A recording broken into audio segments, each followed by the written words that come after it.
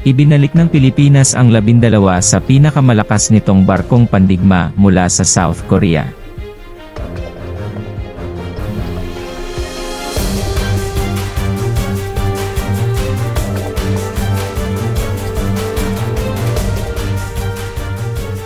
Sa isang estratehikong hakbang upang palakasin ang mga kakayahan nito sa pandagat, matagumpay na naibalik ng Pilipinas ang isang mabigat na fleet ng 12 barkong pandigma mula sa South Korea.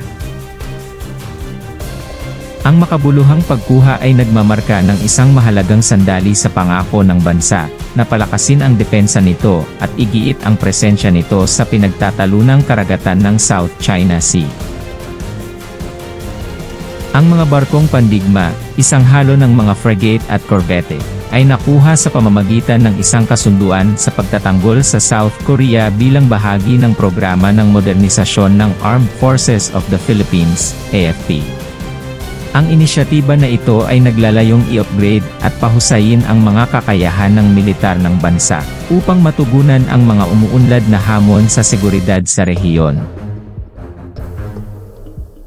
Ang pagdating ng mga barkong pandigma na ito ay nakikita bilang tugon sa tumitinding tensyon sa South China Sea, kung saan naging mahigpit na alalahanin ng maraming bansa sa rehiyon ng Asia-Pacific ang mga alitan sa teritoryo. Ang Pilipinas, sa partikular, ay aktibong nagsasagawa ng mga hakbang upang palakasin ang mga kakayahan nito sa pandagat, dahil sa estratehikong kahalagahan ng pinagtatalunang katubigan at ang lumalagong paninindigan ng ilang mga kalapit na bansa. Ipinagmamalaki ng mga bagong nakuhang barkong pandigma ang advanced na teknolohiya, kabilang ang mga makabagong sistema ng radar, mga sistema ng pagtatanggol sa misail, at modernong kagamitan sa komunikasyon. Ito ay nagmamarka ng isang makabuluhang hakbang para sa hukbong dagat ng Pilipinas, na ipinoposisyon ito bilang isang mas mabigat na puwersa sa rehiyon.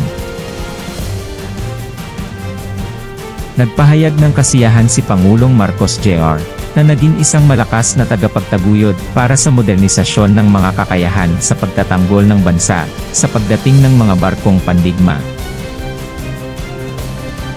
Sa isang pahayag, binigyang diin niya ang kahalagahan ng pagkakaroon ng malakas, at may kakayahang hukbong dagat para protektahan ang soberanya, at pambansang interes ng bansa. Pinasalamatan din ng Pangulo ang pamahalaan ng South Korea sa kanilang kooperasyon, at tulong sa proseso ng pagbili. Ang Philippine Navy, sa pakikipagtulungan ng mga South Korean shipbuilder, ay nagsagawa ng malawak na pagsasanay sa pagsasanay at mga programa sa familiarization upang matiyak na ang mga tauhan ng hukbong dagat ay may sapat na kagamitan para sa pagpapatakbo at pagpapanatili ng mga advanced na sasakyang dagat. Ang pakikipagtulungang ito ay hindi lamang nagpapalakas ng ugnayang militar sa pagitan ng dalawang bansa, ngunit nag-aambag din sa pagbabahagi ng kadalubhasaan at kaalaman sa teknolohiya ng hukbong dagat. Ang pagbabalik ng 12 barkong pandigma ay sinalubong ng mga positibong reaksyon mula sa publikong Pilipino, kung saan marami ang nagpahayag ng suporta sa pagsisikap ng gobyerno na gawing moderno ang militar. Ang hakbang ay nakikita bilang isang proactive na tugon sa umuusbong na geopolitical landscape sa rehiyon, kung saan ang South China Sea ay naging pugad ng mga tensyon at nakikipagkumpetensyang pag-angkin sa teritoryo. Iminumungkahi ng mga analist na ang pagpapalakas ng mga kakayahan ng hukbong dagat ng Pilipinas ay magkakaroon ng malaking epekto sa dinamika ng seguridad sa rehiyon. Ang pinahusay na presensya ng hukbong dagat ay inaasahang magsisilbing deterrent at makatutulong sa katatagan ng South China Sea, kung saan ang iba't ibang bansa ay may magkakapatong na pag-angkin sa teritoryo. Habang ipinagmamalaki ng Pilipinas ang pagbabalik ng 12 makapangyarihang barkong pandigma, nakahanda ang bansa na igiit ang soberanya sa dagat at ipagtanggol ang pambansang interes nito. Ang estratehikong hakbang ay nagpapadala ng isang malinaw na mensahe na ang Pilipinas ay nakatuon sa pagtiyak ng katatagan ng rehiyon, at pangalagaan ang integridad ng teritoryo nito sa harap ng mga umuunlad na hamon sa seguridad.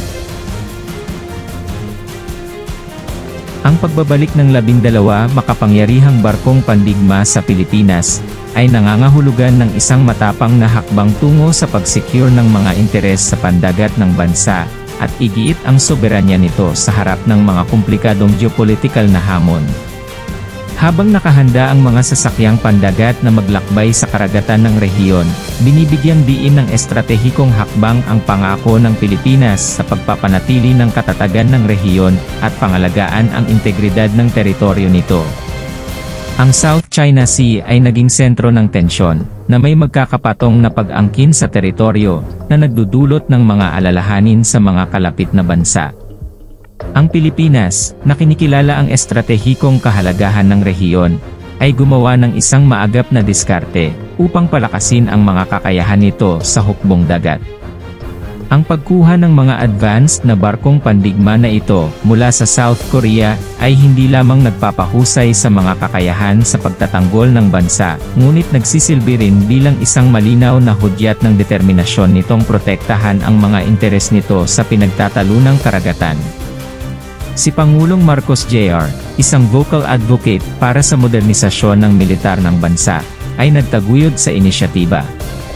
Sa isang pahayag kamakailan, binigyang diin niya ang kahalagahan ng isang malakas na hukbong dagat sa pangangalaga sa mga hangganang pandagat ng Pilipinas. Ang pangako ng Pangulo sa pagpapahusay ng mga kakayahan sa pagtatanggol ng bansa, ay naayon sa mas malawak na layunin ng pagtiyak ng pambansang seguridad, at pagpapaunlad ng kapayapaan sa rehiyon. Ang 12 barkong pandigma, na nilagyan ng makabagong teknolohiya, ay kumakatawan sa isang makabuluhang hakbang para sa hukbong dagat ng Pilipinas. Ang mga advanced na sistema ng radar, mga kakayahan sa pagtatanggol ng missile, at makabagong kagamitan sa komunikasyon ay nagpoposisyon sa bansa bilang isang mabigat na puwersa sa South China Sea. Ang tumaas na presensya ng hukbong dagat na ito ay hindi lamang nagsisilbing deterrent, ngunit nagbibigay daan din sa Pilipinas na epektibong tumugon sa mga umuusbong na hamon sa seguridad. Ang pakikipagtulungan sa mga gumagawa ng barko ng South Korea ay hindi lamang nagpadali sa pagbili ng mga advanced na sasakyang dagat, kundi nagpalakas din ng diplomatikong relasyon sa pagitan ng dalawang bansa.